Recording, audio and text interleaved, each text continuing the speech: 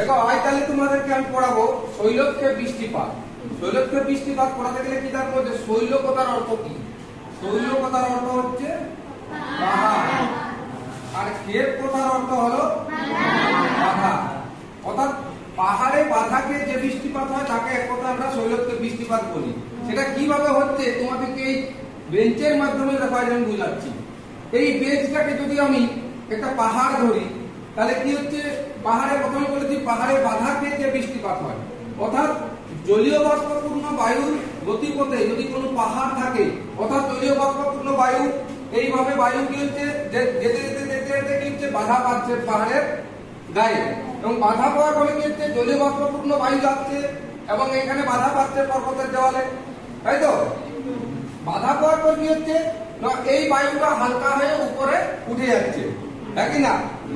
এবং এই ঢালে উঠে গিয়ে এই ঢালে প্রচুর পরিমাণে বৃষ্টিপাত হচ্ছে। এই ঢালটাকে আমরা কি ঢাল বলবো?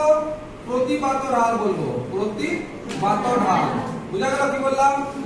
পর্বতের এই যে ঢালটা, যে ঢালটাতে জলীয় বাষ্পপূর্ণ বায়ু ধাক্কা খাচ্ছে, এই ঢালটাকে বলবো প্রতিপাত ঢাল। ঠিক আছে? এই ঢালে বায়ুটা উপরে হালকা হয়ে উঠে যাচ্ছে এবং মেঘের সৃষ্টি করে প্রচুর পরিমাণে বৃষ্টিপাত হচ্ছে, যাকে বলা হচ্ছে প্রতিপাত ঢাল। এবং এর বিপরীত সাইড এই দিক থেকে চলে যাব, এই দিক থেকে কি হচ্ছে এখানে জলীয় বাষ্পপূর্ণ বায়ুটা কি করছে প্রচন্ড বৃষ্টিপাত ঘটিয়ে দিচ্ছে, হ্যাঁ কি না? এবং যখন এই দিকে বাতাসটা যাচ্ছে জলীয় বাষ্পপূর্ণ থাকছে না তখন, তার কারণ কি এখানে জলীয় বাষ্পপূর্ণ বায়ুটা এই ঢালে বৃষ্টিপাত ঘটিয়ে দিচ্ছে। বুঝা গেল কি বললাম? এবং এর বিপরীত সাইডে যে ঢাল, এই ঢালটাকে বলবো অনুবাত ঢাল। অনুবাত ঢাল এই ঢালটাকে, এই ঢালে কি হচ্ছে না জলীয় বাষ্প না থাকার জন্য এই ঢালে বৃষ্টিপাত হচ্ছে না, যার ফলে কি সৃষ্টি হচ্ছে বৃষ্টির ছায়া অঞ্চল। বুঝা গেল? এই ঢালে সৃষ্টি হচ্ছে বৃষ্টির ছায়া অঞ্চল।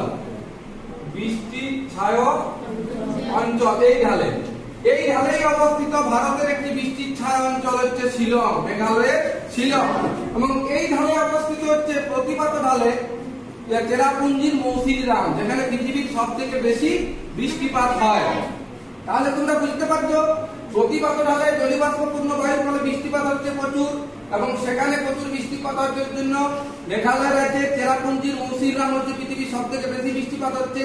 বিপরীত সাইডে কি হচ্ছে বৃষ্টিপাত হচ্ছে না বলে বৃষ্টির ছায়া অঞ্চলের সৃষ্টি হচ্ছে, যার উদাহরণ হচ্ছে মেঘালয় রাজ্যের শিলং। তাহলে ভারতের একটি বৃষ্টির ছায়া অঞ্চলের উদাহরণ কি? মেঘালয় রাজ্যের শিলং। তাহলে তোমরা বুঝতে পারলে